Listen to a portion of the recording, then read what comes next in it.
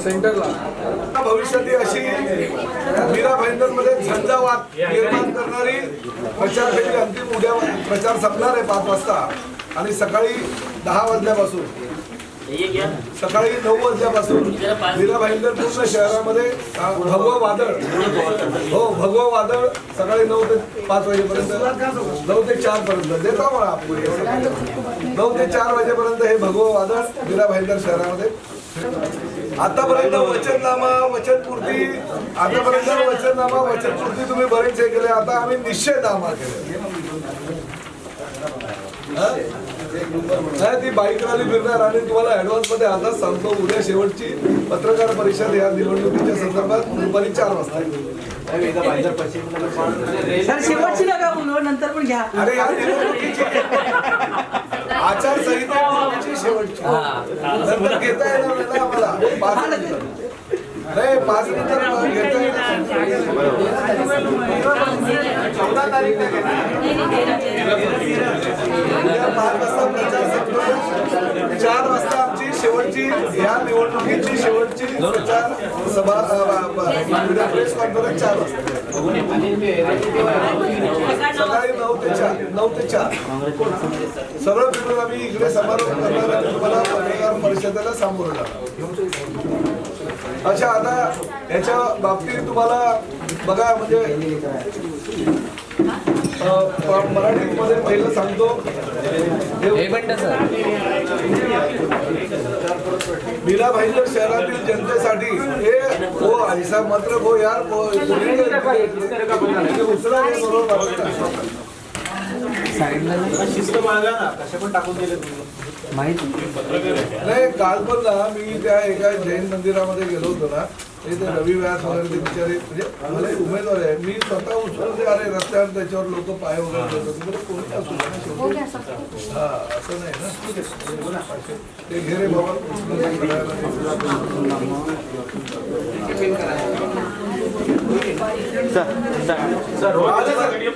आजपर्यंत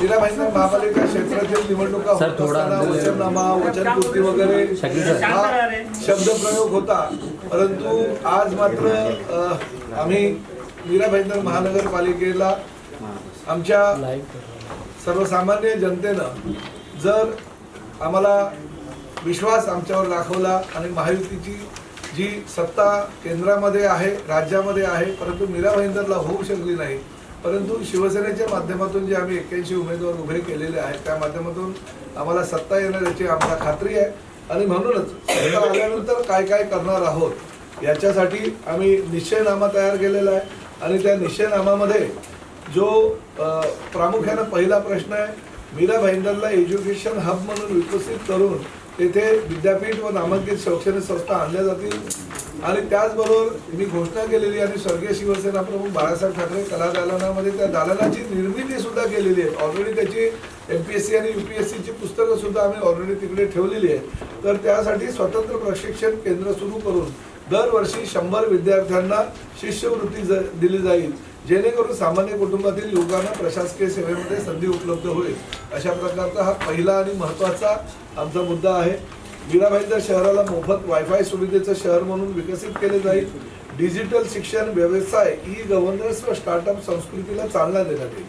शहरातील वाहतुकीचा ताण कमी करण्यासाठी पॉड टॅक्सी प्रकल्प राबवण्यात येईल. भाईंदर पश्चिम येथे स्वतंत्र बस डेपो उभारून बस फेऱ्यांमध्ये वाढ केली जाईल. उत्तर येथे स्वतंत्र RTO कार्यालय सुरू करून सेवा जलद व सुलभ केल्या जातील. पुनर्विकास प्रक्रिया सुलभ करण्यासाठी स्वतंत्र शासन निर्णय आणण्यात येईल जेणेकरून आता 5 डिसेंबरला एक GR आम्ही काढले परंतु त्यावर सजेशन ऑब्जेक्शन होऊन 1984 पूर्वीच्या ज्या पण इमारती आहेत त्या सर्व इमारतींना वाढीव तटे निर्देशांक दिलं तर त्या इमारतींचं योग्य प्रकारे रिडेव्हलपमेंट होऊ शकेल आणि त्यासाठी हा आम्ही निर्णय घेतलेला आहे आणि नगर विकास मंत्री एकनाथ शिंदे साहेब असल्या कारणानं हा निर्णय आम्ही लवकरात लवकर अंमलात आणू याची मला खात्री आहे. किंबहुना आम्ही याच महिन्यात किंवा पुढल्या महिन्यामध्ये जास्तीत जास्त आणू शकतो. स्थानिक अडचणी लक्षात घेऊन नियम व्यवहार केले जातील. सोसायटी कन्क्लुजन फी पूर्णतः माफ करून नागरिकांवरील आर्थिक बोजा कमी केला जाईल. पाली येथील जिल्हा परिषदेच्या जागेवर अत्याधुनिक सुविधांनी युक्त मल्टी स्पेशालिटी रुग्णालय उभारण्यात येईल. घोडबंदर किल्ल्याच्या धर्तीवर मयूर ठाकूरने सांगितल्यानुसार धारावी जंजिरा किल्ल्याचे संवर्धन व सुशोभीकरण केले जाईल. सर्व प्रकल्प पर्यावरणपूरक, लोकभिमुख व भविष्यातील पिढ्यांचा विचार करून राबवले जातील. मीरा भाईंदरला स्मार्ट, सुरक्षित, समृद्ध व आत्मनिर्भर बनवण्याचा आमचा संकल्प आहे. उत्तर परिसरातील शासकीय जागांवर जैवविविधता उद्यान संवर्धन प्रकल्प उभारणार. मेट्रो कारशेडच्या जागी अत्याधुनिक चित्रनगरी, आता गोरेगावची चित्रनगरी फार कमी पडते आणि त्यामुळे उत्तरला जवळजवळ 300 ते 350 एकर जागा जी आहे ती डोंगर दऱ्यांमध्ये अतिशय निसर्ग रम्य परिसरामध्ये आहेत. भविष्यामध्ये त्यामध्ये आताच काही अतिक्रमण झालेले आहे, पण भविष्यामध्ये अजून मोठ्या प्रमाणात अतिक्रमण होऊ शकतं. यासाठी त्या ठिकाणी आपण चित्रनगरी आणण्याचा निर्णय घेतोय आणि तसा प्रस्ताव मी मुख्यमंत्री आणि उपमुख्यमंत्र्यांना सादर करणार आहे. परंतु त्याचबरोबर ह्या परिसरामध्ये डेव्हलपमेंट आता मोठ्या प्रमाणात होत राहिलं आहे. कोस्टल रोड आता येणार आहे म्हटल्यानंतर जर राणीच्या बागेच्या धर्तीवर एक प्राणी संग्रहालय जर आपण शहरामध्ये निर्माण झालो, कारण मी कॅबिनेटच्या बैठकीमध्ये सुद्धा माननीय मुख्यमंत्र्यांना सांगितलं होतं की काही जे बघा आता लेपर्ड वगैरे जे आहे ते शहरात यायला लागले, अशा काही छोटे छोटे प्राणी संग्रहालय आपण निर्माण केले. जसं आता गुजरातला वनतारा निर्माण केलंय, परंतु राज्य शासनानं एक 50-100 एकर जागेवर जिजामाता उद्यानाच्या धर्तीवर जर प्राणी संग्रहालय निर्माण केलं, कारण जिजामाता उद्यान एवढी वर्ष झाली पण अजूनही त्याची गर्दी काही कमी होत नाही आणि मुंबईला एकमेव आहे. जर आपल्या या निसर्गरम्य परिसरामध्ये झालं तर उत्तम डोंगरी ह्या परिसरातील जनतेला एक चांगल्या प्रकारे रोजगाराची संधी उपलब्ध होईल आणि प्राणी संग्रहालयाच्या माध्यमातून आपल्या शहराच्या उत्पन्नामध्ये सुद्धा वाढ होईल. त्यामुळे महापालिकेनं त्यावर निगा व देखभाल करावी, परंतु खर्च मात्र शासनाने करावा असा तो माझा प्रस्ताव आहे. त्याचबरोबर MTDCच्या जागेवर पर्यटन विकासाच्या दृष्टीनं मनोरंजन केंद्र उभारणार. उत्तम किनारपट्टीवरील जमीन वाहून जाऊ नये, किनारा खचू नये व वस्ती सुरक्षित राहावी यासाठी धूप प्रतिबंधक बंधारे तयार करणार. कारण ज्या लाटा येतात एकदम घरं जी आहे ती एकदम कोपऱ्यावर आहे आणि मोठमोठ्या लाटा आल्यानंतर किंवा वादळ आणि पावसामध्ये काही झोपड्या त्या ठिकाणी अडचणीत येतात, तर त्यासाठी प्रतिबंधक बंधारे तयार करणं गरजेचं आहे. चौक येथे जुन्या जेट्टीचा विस्तार करत नव्या जेट्टीचे वैज्ञानिक व सुरक्षित पद्धतीने बांधकाम करायचं आहे. उत्तर येथे मच्छीमार बांधवाच्या सांस्कृतिक व धार्मिक कामासाठी बहुउद्देशीय निवारा केंद्र उभारायचं आहे. ओल्या व सुक्या माशांसाठी आधुनिक मच्छी प्रक्रिया, साठवणूक व पॅकेट केंद्र उभारण्यात येईल, ज्यामुळे मच्छीमार बांधवांना योग्य तो रोजगार आणि आर्थिक स्थैर्य मिळेल. कारण हा मच्छीमार बांधवाचा म्हणजे मासेमारी हा आपण शेतीच्या दर्जामध्ये त्याला स्थान दिलेलं आहे, त्यामुळे ह्या सगळ्या सुविधा त्यामध्ये करता येईल. आता कर्तव्यनामा 1984 पूर्वीच्या सर्व इमारती अधिकृत करण्याच्या प्रक्रियेला आता गती देण्यात आलेली आहे. स्वर्गीय इंदिराबाई बाबूराव सरनाईक कॅशलेस रुग्णालय साकारण्यात आले. दिवाणी न्यायालय मीरा भाईंदरच्या सेवेत दाखल झालेलं आहे. हिंदू हृदय सम्राट स्वर्गीय शिवसेना प्रमुख बाळासाहेब ठाकरे कलादालनाची निर्मिती झालेली आहे. गानसम्राज्ञी लता मंगेशकर नाट्यगृहाची उभारणा झालेली आहे. नवघर येथे CBSE शाळा आता आपण बांधून पूर्ण केलेली आहे, परंतु त्याची निविदा प्रक्रिया झालेली आहे. या वर्षापासून ती शाळाही चालू करण्यात येईल. जॉगिंग ट्रॅक आणि सायकल ट्रॅकचं काम अर्ध झालेलं आहे, अर्ध आता 2 ते 3 महिन्यामध्ये होईल.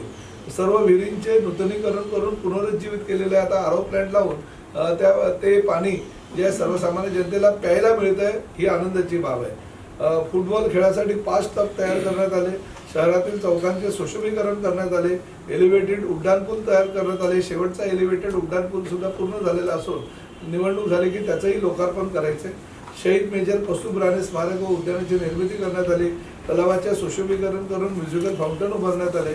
पाळीव प्राण्यांसाठी स्मशानभूमी बांधण्यात आली.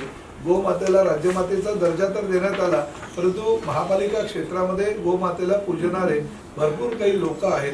त्यामुळे ह्याच उत्तर परिसरातील 5 एकर जागा एका चांगल्या पद्धतीनं राज्य शासनानं महापालिकेला दिली, तर महापालिकेनं सुद्धा ही गोशाळा चालवावी आणि त्यासाठी जो काही खर्च आहे ह्या गोशाळेचा तो महापालिकेने करावा. आणि तसंच शहराच्या बाहेर एका निर्जन ठिकाणी शहरामध्ये जी भटकी कुत्री आहे त्या भटक्या कुत्र्यांसाठी डॉग शेल्टर उभारावे, जेणेकरून त्या प्राणीमित्र संघटनेची सुद्धा जी मागणी आहे ती पण मागणी पूर्ण होईल. दिव्यांग बांधवांसाठी सायकल, श्रवण यंत्रांसारख्या अन्य गोष्टीचे वाटप करण्यात आलं आणि पहिल्यांदा अग्रसेन महाराजांच्या नावानं दिव्यांग भवन आपण भवनाची सुरुवात करतोय केलेली आहे तेही काम 2 ते 3 महिन्यामध्ये पूर्ण होईल. विद्यार्थ्यांसाठी गुणगौरव सोहळ्याचे नियमित आयोजन करण्यात येत आहे. मंगळागौर स्पर्धेच्या आयोजनातून महिलांसाठी व्यासपीठ उपलब्ध करून देण्यात आलेलं आहे. चैत्र नवरात्रोत्सव तसेच शारदीय नवरात्रोत्सव हे चालू करून रास रंग गरब्याचे आयोजन करण्यात आलेले आहे. संस्कृती दहीहंडी उत्सवाचे आयोजन करून ठाण्यामध्ये आम्ही 10 तारांचा विश्वविक्रम केलेला आहे. तशाच पद्धतीची संस्कृतीची दहीहंडी आम्ही नवघरच्या मैदानावर सुद्धा चालू केलेली आहे. संस्कृती आर्ट फेस्टिवलच्या माध्यमातून कलाकारांना हक्काचे व्यासपीठ उपलब्ध करून कला रसिकांसाठी अनोखी पर्वणी आणली गेलेली आहे. स्वर्गीय Gilbert John Mendoza traffic park तयार करण्यात आलेला आहे. विठ्ठल भक्तांसाठी 51 कोटी भव्यदिव्य विठ्ठल मूर्ती साकारण्यात आलेली आहे. पद्मश्री डॉक्टर आप्पासाहेब धर्माधिकारी सभागृहाची निर्मिती करण्यात आली. विद्यार्थ्यांसाठी अभ्यासिका प्रत्येक उद्यानात चालू करण्यात आले. मीरा भाईंदरमध्ये आकर्षक बस स्टॉप व विश्रांती कक्ष उभारण्यात आले. प्रगती पथावरील कामे. भारतरत्न लता मंगेशकर संगीत गुरुकुलचं काम आता 50%हून जास्त झालेलं आहे.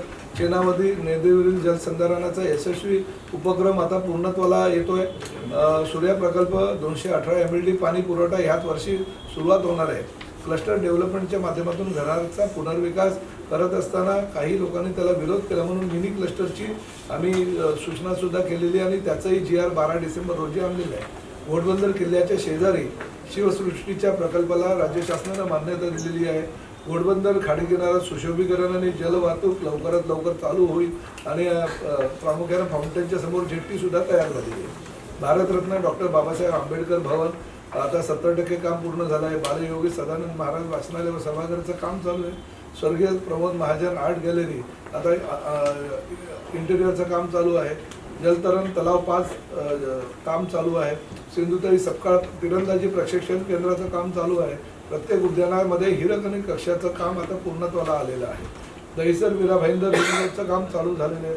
मेट्रोचं काम वेगानं चालू झालेलं आहे. मेट्रो 10चं जे आहे ते ह्या 2 महिन्यामध्ये निविदा प्रक्रिया होऊन ही जी मेट्रो आहे ही मेट्रो आम्ही कुठल्याही परिस्थितीमध्ये पुढल्या महिन्यात चालू करत आहोत. विविध समाज भवने, वारकरी समाज, मराठा समाज, उत्तर भारतीय समाज, ज्येष्ठ नागरिक राजस्थानी समाज, ज्येष्ठ नागरिक संघ, राजस्थानी समाज, कोळी समाज, दक्षिण भारतीय समाज, मैथिली समाज, बंगाली समाज, ख्रिस्ती समाज, केरळ समाज, ओरिसा समाज, उत्तराखंड समाज हे अशी सगळी विविध समाज भवनं जी आहेत ती आता 5 जण कामं पूर्ण झालेली आहे. बाकी प्रगतीपथावर आहे. चेना रिव्हर वॉटरफ्रंटचं काम आता चालू झालेलं आहे.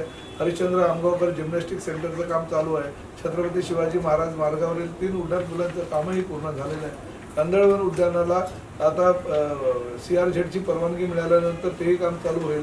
कचरा खत प्रकल्पाची सगळी कामं चालू आहे आणि स्वर्गीय गिल्बर्ट जॉन मेंडोसा यांच्या नावानं उभारण्यात आलेल्या 400 बेडच्या हॉस्पिटलचं सुद्धा काम चालू आहे. त्यामुळे ही विकास कामांची जी यादी आहे, यादी नव्हे ती जंत्री आहे. हीच कामं आपण गेल्या 3-3.5 वर्षामध्ये भारतीय जनता पक्षाची मीरा भाईंदरमध्ये सत्ता नसल्या कारणानं करू शकलो आणि त्यामुळे ही कामं प्रगती पथावर आहे. काही पूर्णत्व झालेली आहे. शिवसेनेला सत्ता आपण देणारच आहोत पण ह्या सत्तेच्या माध्यमातून एवढी विकास कामं भविष्यामध्ये मी करणार आहे किंवा आपल्याला हे माझ्या ह्या निश्चयनामाच्या माध्यमातून आपल्याला सांगणार. ओके, एक मिनिट माझा एक प्रश्न आहे. विधानसभेच्या वेळी तुमचे प्रश्न कधी नसतात ते सांगा. एक नाही संपतच नाही. तुमच्या कामाचा प्रश्न तो विधानसभेच्या वेळी आमदार नरेंद्र मेहता यांनी 47 संकल्प मांडून विधानसभाची निवडणूक जिंकलेली आहे. आता आपण एकूण 65 पैकी 21 प्रगती कार्यावर आहे आणि वचननामामध्ये जवळपास 18 आणि कर्तव्यनाम्यामध्ये 26 अशा एकूण 65 आहे. 47 वर्षेच 65 असं आहे का? बघा, त्यांनी गटार आणि पायवाटा जरी केल्या ते एक दाखवा. मी केलेलं आहे म्हणून तुम्हाला दाखवलंय ना.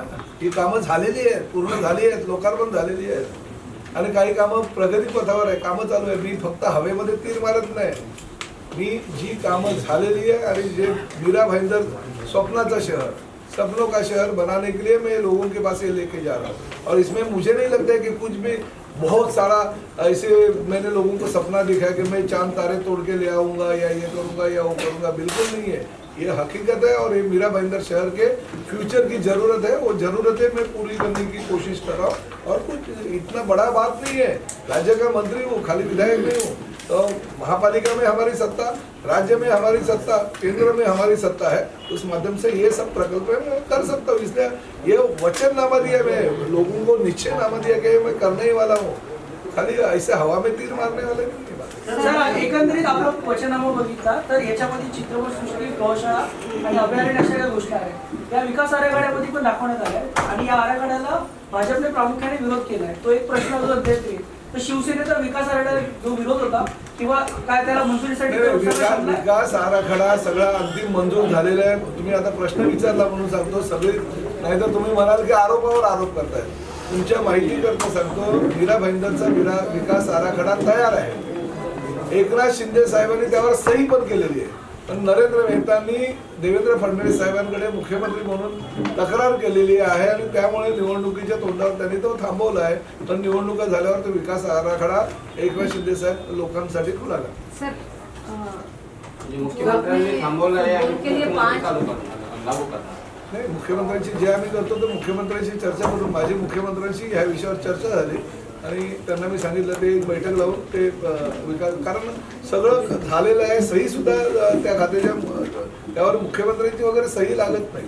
फक्त मुख्यमंत्र्यांनी सांगितलं की एकदा आपण बैठक घेऊ, अजून काही बदल करायचे असेल ते बदल करता येतात का ते बघू आणि त्याला मंजुरी देऊ, असं मुख्यमंत्री स्वतः मला बोलले। सर, तुम्ही आता जे कामं, आता जेवढी कामं तुम्ही उल्लेख केला, आमदार नरेंद्र मेहताने आरोप लावला की या कामामध्ये गैरप्रकार झालेले आहेत आणि ते जर सत्तेवर आले तर या कामाची चौकशी करण्यात येईल। आले तर ना, माझं तर म्हणणं भले ठीक आहे, आमच्या सरकारमध्ये आम्ही सहभागी आहोत, परंतु सत्तेवर आल्यावर त्यांनी काही चौकशी करायची गरज नाही। मी बोलू का की सत्तेवर आल्यानंतर मी BSUBच्या सगळ्या प्रकल्पामध्ये त्यांच्या नगरसेवकांनी सगळे घरं लाटली किंवा नरेंद्र मेहतांनी एवढे जमिनी हडप केल्या त्याची चौकशी करू किंवा अजून काही बोलू।